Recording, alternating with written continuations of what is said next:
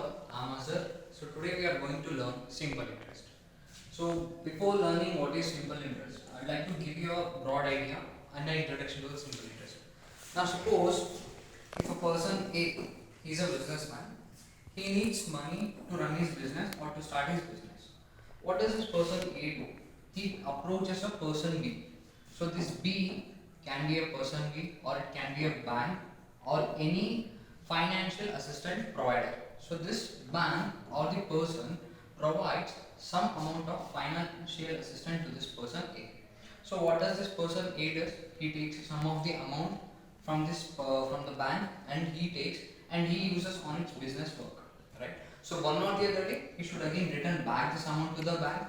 So now supposing if he has took some amount has P, well suppose if we took the loan or the amount has P, so with amount he should also give some amount extra amount. He should also give some extra. This extra amount is called as simple interest or interest, right? So now if you ask me, this person A has took some amount now. That amount P is known as principal amount. Is known as principal amount, not the principal of your school. So it is the principal, right? This is the principal amount. So now he should return it one or the other day. So that time T will be calculated in terms of year, and the interest, that is nothing but the rate of interest. So this rate of interest will always be in terms of percentage per annum. That is nothing but percentage per annum. So per year. What does this P represents? This P is per, A is annum. So this P per annum, he is going to give some percentage. We'll see how to do this. So we have a formula to calculate this simple interest, which is P into T into R divided by 100.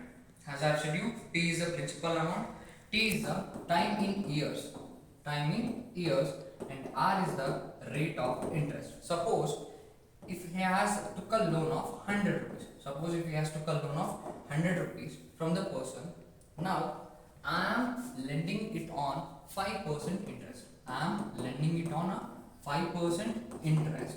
So 5% of this total will be what? That is 5 by 100 into 100 will be 5 rupees.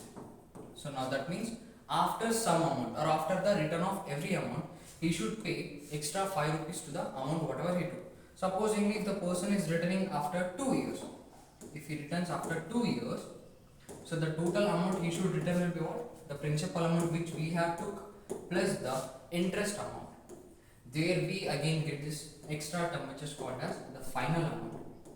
This final amount comprises of the amount which has principal amount as well as the interest. So in the coming class we'll be studying the compound interest.